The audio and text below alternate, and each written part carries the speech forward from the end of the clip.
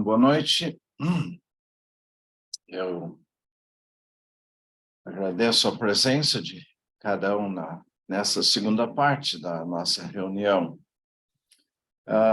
Eu quero ler uma passagem no Antigo Testamento, no livro de Isaías, capítulo 45. Isaías, capítulo 45, versículo 22. Então, diz assim: olhai para mim, e sereis salvos, vós, todos os termos da terra, porque eu sou Deus, e não há outro. Versículo seguinte diz: por mim mesmo tenho jurado, saiu da minha boca a palavra de justiça, e não tornará atrás, que diante de mim se dobrará todo o joelho, e por mim jurará toda língua. Só esses dois versículos que eu queria ler para a nossa reunião hoje à noite. Essa passagem é bem conhecida, muitas vezes usada na pregação do Evangelho. Um versículo curto e muito fácil de entender.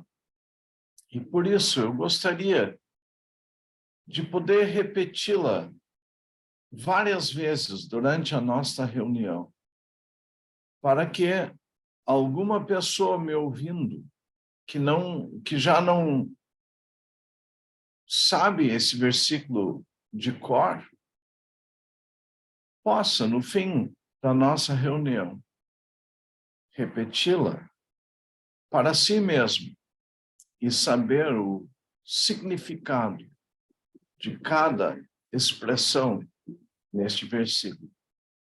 Olhai para mim e sereis salvos, vós todos os termos da terra, porque eu sou Deus e não há outro. Nesta passagem, escrita pelo profeta Isaías, Deus se dirige ao povo de Israel. Deus se dirige a um povo que era rebelde, estava afastado de Deus, desviado de Deus. E Isaías foi um profeta enviado por Deus a este povo. E aqui tem mais uma mensagem vinda de Deus para este povo. Se formos ler no primeiro capítulo do profeta Isaías, vamos ver ali a descrição do estado daquele povo, como Deus via o povo de Israel. Naquele primeiro capítulo, ele é descrito como corrompido da cabeça, do topo da cabeça até a sola do pé. Não havia nada neste povo que podia agradar a Deus, mas ainda é um povo amado por Deus. E aqui Deus fala oferecendo salvação, mesmo a um povo distante, corrompido da cabeça aos pés. O amor de Deus se estende a eles. E Deus diz: olhai para mim e sereis salvos, vós todos os termos da terra. Ninguém é excluído. Todos estão incluídos neste convite. Olhai para mim, e incluídos nessa promessa, e sereis salvos. Naturalmente, nós pensamos numa outra ocasião quando lemos essas palavras. Nossas mentes vão para o livro de Números, capítulo 21. Nós temos aquele povo mordido pelas serpentes ardentes no deserto. E lá um povo que havia se rebelado contra Deus e Deus tinha castigado com aquelas serpentes ardentes, o povo morrendo. Este povo clamou a Deus por misericórdia. Lembram como Deus instruiu Moisés para fazer uma serpente de metal, uma serpente, e colocá-la numa haste e levantar essa serpente. E a instrução de Deus era: cada moribundo olhando para aquela serpente levantada naquela haste, ficava são. Olhando para a serpente levantada numa haste, a pessoa ficava sã e não morreria da picada da serpente.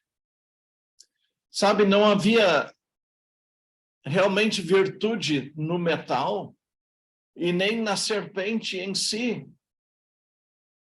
mas o que salvava o israelita da morte era obediência à palavra de Deus, obediência ao mandamento de Deus, para olhar para a serpente. E mesmo o olhar mais fraco de um israelita moribundo, ele podia se incluir na promessa e ter garantido a salvação da morte. Este povo conhecia bem esta história, esse acontecimento foi dos antepassados deste povo que hoje ouve o profeta Isaías, e ele, usando o conhecimento daquele acontecimento, em Números capítulo 21, este povo é instruído a olhar para Deus. Claro que aqui nós temos uma pré-figura do Senhor Jesus Cristo. O Senhor Jesus Cristo mesmo, em João capítulo 3, falou de si mesmo, levantado, da mesma maneira que a serpente foi levantado no deserto. O Senhor Jesus Cristo, falando com Nicodemos aquela noite, ele diz: e como Moisés levantou a serpente no deserto, assim importa que o Filho do Homem seja levantado, para que todo aquele que nele crê não pereça, mas tenha a vida eterna. Então vejam a relação que essas passagens têm um com o outro. Existe uma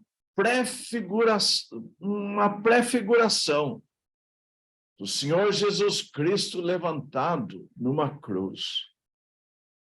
Levantado como o meio de salvação de um povo morrendo em seus pecados. Na passagem que nós lemos,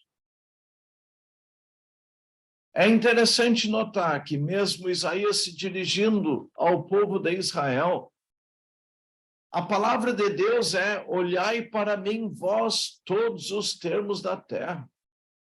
Está implícito que esta salvação é dirigida a toda a humanidade, todos os termos da terra. Se dirige a nós, e nós, gentios, estamos incluídos neste convite: olhai para mim e sereis salvos, vós todos os termos da terra.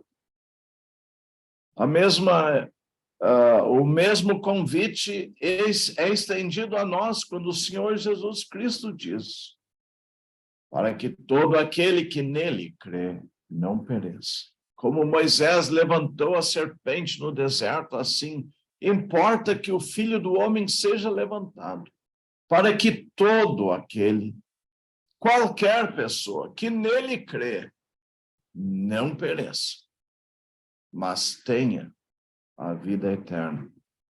Então, na nossa passagem, nós temos estes conceitos. Olhai para mim e sereis salvos. Olha a simplicidade do meio de salvação. Nas Escrituras, o meio de salvação nunca é difícil e fora do alcance de alguma classe de pessoa. Olhai para mim. Simplicidade. Não exige esforço. Apenas um olhar. Para onde? Para o Senhor, para Deus, para o Senhor Jesus Cristo. Nós não temos uma multiplicidade de caminhos de salvação. A salvação é unicamente através do Senhor Jesus Cristo. Isso é importante que seja esclarecido na pregação do Evangelho. Olhai para mim, o Senhor Jesus Cristo, o único caminho. Ele não reparte o caminho com a sua mãe, nem com os outros apóstolos, e nem inclui um pouco do nosso esforço.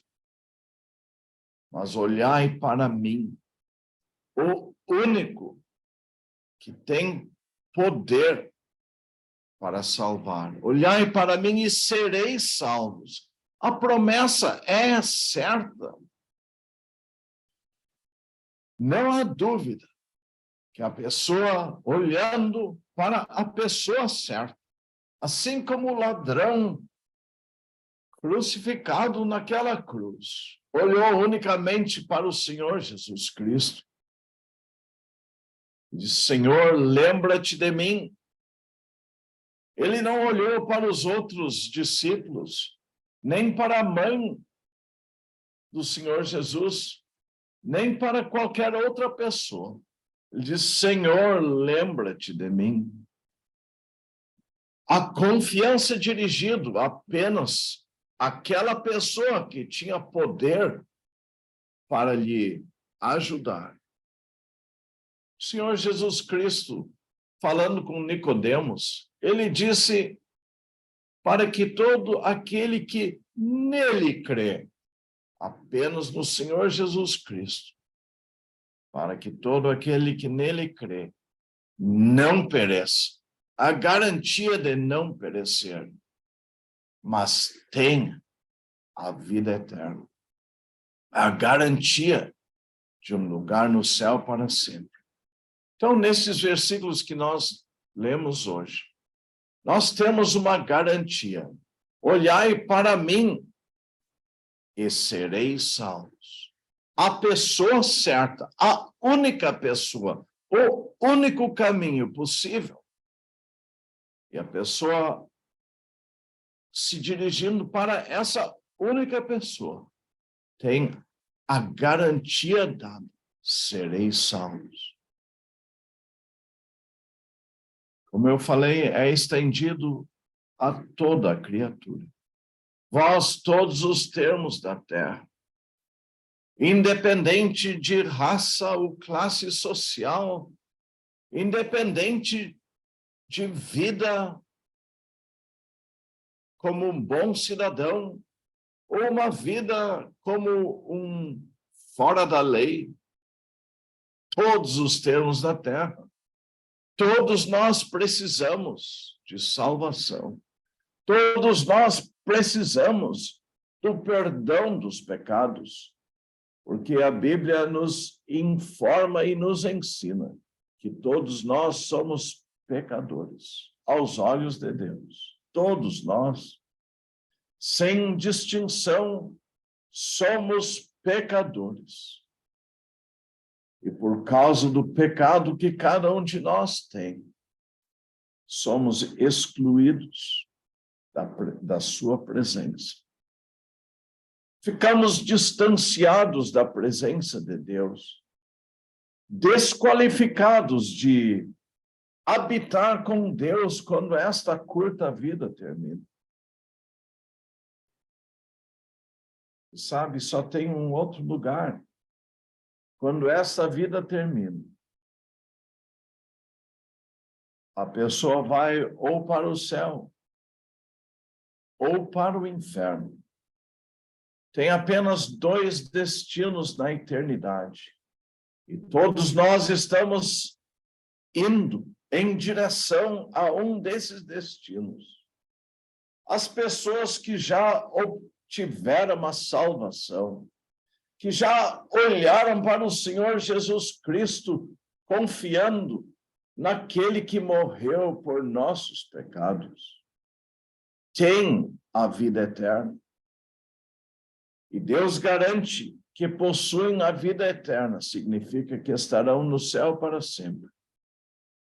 Mas os que não têm essa garantia, os que não possuem essa certeza, estão indo para o outro lugar, estão a caminho do inferno. A pessoa que vive neste mundo da maneira que nasceu, que vive como todas as pessoas vivem, fazendo aquilo que lhe parece certo, sem ter tido uma experiência de salvação, uma experiência de ter certeza da salvação, uma experiência com Deus, de se arrepender dos seus pecados, reconhecendo que é merecedor do inferno, reconhecendo que não tem merecimento próprio para poder reivindicar um lugar no céu. A pessoa que reconhece, eu sou um pecador, e por causa dos meus pecados, eu mereço ser excluído eternamente da presença de Deus. Esta pessoa, nessa condição de espírito, pode olhar para aquele que estava pendurado numa cruz, de quem nós já ouvimos falar, sofrendo nas mãos do Deus de toda a eternidade, sofrendo o castigo que nos traz a paz. Sobre aquela cruz, o Senhor Jesus Cristo sofreu não apenas a tortura e a dor de uma morte cruel, mas o Senhor Jesus Cristo sofreu o castigo de Deus. Deus castigou o seu Filho para poder poupar pecadores como nós. Deus castigou o seu Filho para que ele pudesse ser o nosso substituto embaixo do juízo de Deus. E por causa do seu sofrimento e da sua morte sobre a cruz, pecadores como nós podemos nos apropriar de um substituto. Eu merecia o castigo de Deus, o castigo eterno, mas eu não preciso sofrer o castigo que eu mereço, porque o Senhor Jesus Cristo sobre aquela cruz sofreu o meu castigo em meu lugar, sofreu por mim para que eu pudesse obter perdão dos pecados e vida eterna. Este mesmo profeta Isaías, mais adiante no capítulo 53, descreve o sacrifício do Senhor Jesus Cristo. 700 anos, por aí, antes do nascimento de Cristo, este profeta, inspirado pelo Espírito de Deus, ele escreveu essas palavras. Ele foi ferido pelas nossas transgressões, moído pelas nossas iniquidades, e o castigo que nos traz paz estava sobre ele. e pelas suas pisaduras, nós somos sarados. Leiam este versículo, em Isaías 53, capítulo 53, versículo 5. Veja como o sofrimento é todo do Senhor Jesus Cristo. E as bênçãos, e a paz, e o alívio é todo nosso. Ele foi ferido pelas nossas transgressões. Ele foi moído pelas nossas iniquidades. E o castigo que nos traz paz, o castigo estava sobre ele. Pelas suas pisaduras, nós somos sarados. E é por isso que o profeta pode escrever, dirigido por Deus: olhai para mim e sereis salvos. Por quê? Porque foi ele que sofreu em nosso lugar. Não teve outro que podia tomar o nosso lugar. Toda a humanidade é pecadora. Os apóstolos, a mãe de Jesus, todos tinham um pecado próprio, todos aos olhos de Deus, merecendo o castigo por causa de seus próprios pecados. Só tinha uma pessoa que não tinha pecado, porque ele era Deus. Só um homem andou sobre essa terra sem pecado, o Senhor Jesus Cristo, porque ele era Deus e não tinha pecado. Era impossível ele pecar. Ele não tinha uma natureza pecadora como nós temos. No entanto, a Bíblia nos diz que ele se fez pecado por nós, se submetendo voluntariamente ao castigo de Deus, tomando o nosso lugar embaixo do juízo que nós merecemos. E por ele ter se tornado o substituto do pecador, nós podemos olhar para ele e nos abrigar nessa garantia: e sereis salvos. Salvos do quê? Salvo da condenação, salvo do juízo de Deus, salvos do inferno, salvo de uma vida perdida, inútil, salvo para ser útil para Deus. Olhai para mim e sereis salvos, vós todos os termos da terra, porque eu sou Deus e não há outro.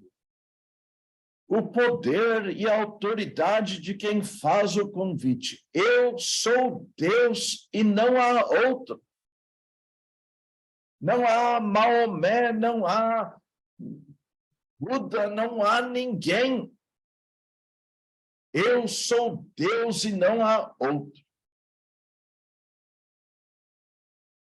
Não deixa ninguém colocar qualquer outra criatura no mesmo nível do Senhor Jesus Cristo. O Filho de Deus era Deus na forma de homem. Ele não era um grande sábio. Ele não veio nos dar um exemplo. Ele não era um grande, como às vezes se ouve, revolucionário. Ele era Deus. E ele veio para morrer por nós sobre a cruz. Ele não veio modificar o clima. Ele não veio para dar um exemplo de pobreza. Ele não veio para fazer mudanças na sociedade. Ele veio para nos salvar dos nossos pecados, bem como o anjo declarou: vos nasceu hoje na cidade de Davi um Salvador. Um Salvador. É isso que nós precisamos, de um Salvador que nos salve dos nossos pecados, que nos salve da condenação dos nossos pecados. E ele fez isso morrendo por nós sobre a cruz, para que todo aquele... A abrangência dessa palavra todo aquele te inclui. Você que me ouve hoje de noite, para que todo aquele que nele crê não pereça, mas tenha a vida eterna. Pessoa que tem essa experiência é salva, está salva, pode ter a absoluta certeza. Meus pecados são perdoados, porque Cristo morreu pelos meus pecados. Meu destino é certo, um destino de felicidade eterna, porque Deus me garante, todo aquele que nele crê não perece, mas tem a vida eterna. E quem não tem essa experiência? Quem não tem essa experiência e termina a sua vida sem ter tido essa experiência, sai desta vida para uma eternidade no inferno, num lugar de tormento eterno, num lugar de sofrimento eterno. Mas sabe, não é o desejo de Deus que ninguém vá para esse lugar. Por isso ele mandou ao mundo seu único filho, para que você fosse poupado deste destino, para que você pudesse ter oportunidade de salvação, para que você pudesse olhar e ser salvo. Mas sabe, nós lemos um outro versículo, em que Deus também avisa que ele fez um juramento, uma promessa. Por mim mesmo tenho jurado, saiu da minha boca a palavra de justiça que não tornará atrás, que diante de mim se dobrará todo o joelho.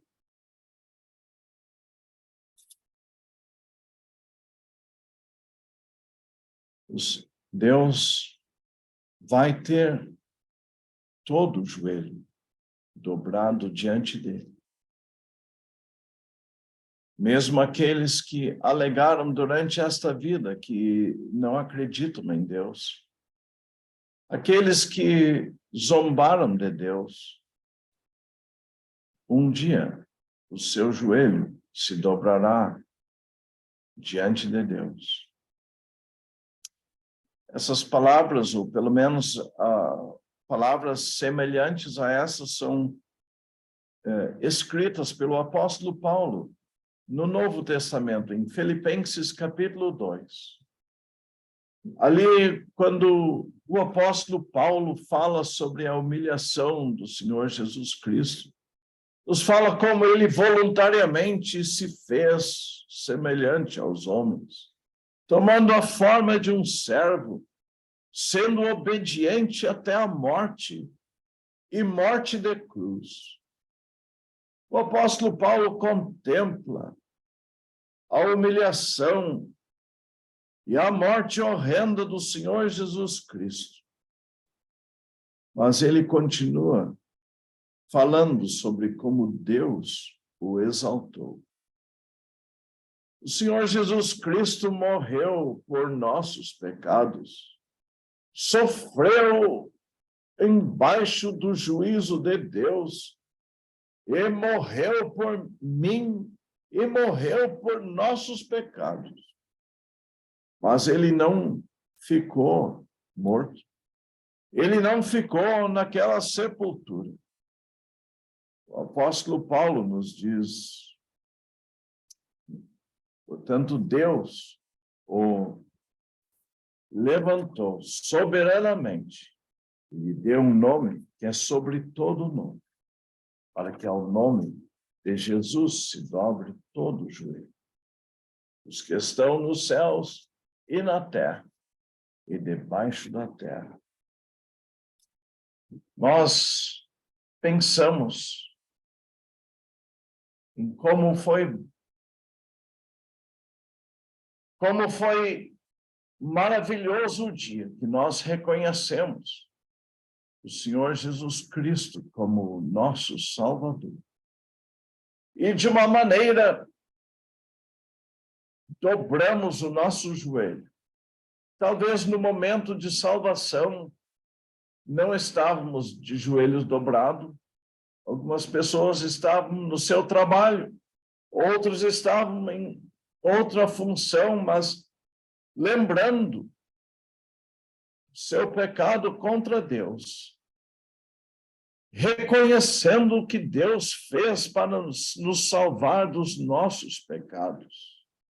Em nosso coração, nos dobramos em agradecimento ao Senhor Jesus Cristo por ter morrido por nós sobre a cruz.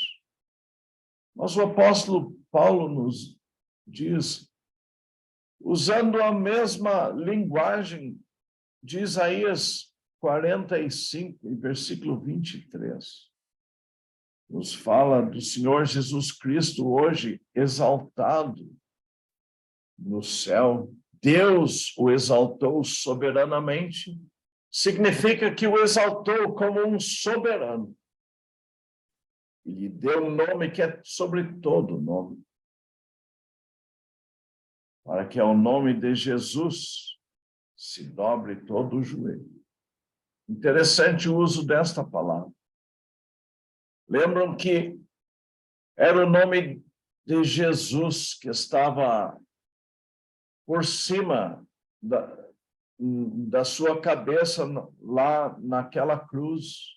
Jesus Nazareno, Rei dos Judeus. Filipenses capítulo 2 nos diz que Deus o exaltou como um soberano. E lhe deu um nome que é sobre todo nome, para que ao nome daquele nome que estava na cruz, ao nome de Jesus, se dobre todo o joelho. Lembram que tinha escarnecedores diante daquela cruz. Tinha pessoas zombando do Senhor Jesus Cristo. Eles estarão com os joelhos dobrados perante aquele nome. E toda língua confessará que o Senhor Jesus Cristo, que Jesus Cristo é o Senhor, para a glória de Deus Pai. Não seria melhor dobrar o joelho hoje de noite e reconhecê-lo como o Senhor hoje de noite, do que esperar aquele dia em que Deus, em juízo, tratará com cada um que durante esta vida não o reconheceu como Senhor. E um dia, perante aquele grande trono branco, onde não há mais misericórdia, onde não há mais oportunidade de arrependimento, cada pessoa dando conta de si mesmo a Deus, cada pessoa com o joelho dobrado, reconhecendo a soberania daquele juiz e reconhecendo o meu castigo é justo. Sair dali para ser lançado no lago de fogo. Que não seja esse o destino de ninguém que me ouve hoje de noite. O Senhor Jesus Cristo, em João capítulo 14, disse, aliás, João capítulo 12, e eu, quando for levantado da terra, todos atrairei a mim. E o apóstolo João esclarece isso, ele disse, falando da maneira, significando da maneira que havia de morrer. O Senhor Jesus Cristo levantou. Todos atrairei a mim.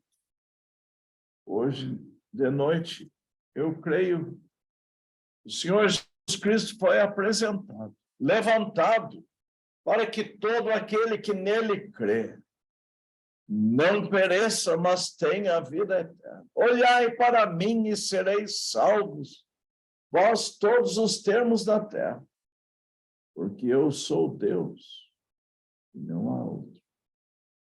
Será que você, em humildade, reconhecendo que é um pecador perdido, reconhecendo que merece o castigo eterno, vai olhar para Cristo e ser salvo, aceitar que Ele estava lá morrendo por mim, sofrendo o castigo que eu mereço, se apropriar desta salvação que Deus oferece. Olhai para mim e sereis salvos, vós todos os termos da terra, porque eu sou Deus e não há outro. Sexta passada fez 172 anos que um rapaz entrou numa noite gelada de neve, numa pequena reunião, onde o porteiro leu esta passagem, leu este versículo, e olhando para aquele rapaz no fundo lá, sentado, se aquecendo dentro daquele lugar, ele disse: moço, olhai para ele. Aquele moço olhou, aquele moço reconheceu: eu sou um pecador perdido, mas se tem recurso para mim, está no Senhor Jesus Cristo, e apenas nele. Olhai, serei salvo. Aquele rapaz era o Charles Spurgeon. Mais tarde se tornou um grande pregador do Evangelho. Um versículo que tem servido para provavelmente milhares de pessoas desde a época em que foi escrito, e ainda serve para hoje. Que maravilha seria se alguém, ouvindo a nossa voz aqui nessa reunião, na sala virtual, pudesse dizer: eu olhei, eu fui salvo, eu tenho a vida eterna. Confiei no Senhor Jesus Cristo para a minha salvação. Que Deus abençoe a sua palavra. Vamos orar. Nosso Deus e Pai, no nome do nosso Senhor Jesus Cristo, te agradecemos a tua grande provisão dada na morte do teu único filho. Grande provisão dada para o mundo inteiro, para que todo aquele que nele creia não pereça, mas tenha vida eterna. Te agradecemos a oportunidade que tu nos dás de fazer esta pregação do Evangelho na sala virtual. Pedimos que algum ouvinte que ainda não é salvo tenha a simplicidade hoje mesmo de aceitar a Cristo como seu Salvador pessoal e garantir para si vida eterna, perdão dos pecados, e viver para se alegrar e provar a realidade deste acontecimento. Pedimos a tua bênção sobre nós ao encerrarmos a nossa transmissão, em nome do nosso Senhor Jesus Cristo. Amém. Então, nós agradecemos muito a audiência que tivemos e convidamos para a próxima sexta-feira, às 20 horas, se Deus permitir, se o Senhor Jesus Cristo não tiver vindo, mais uma transmissão da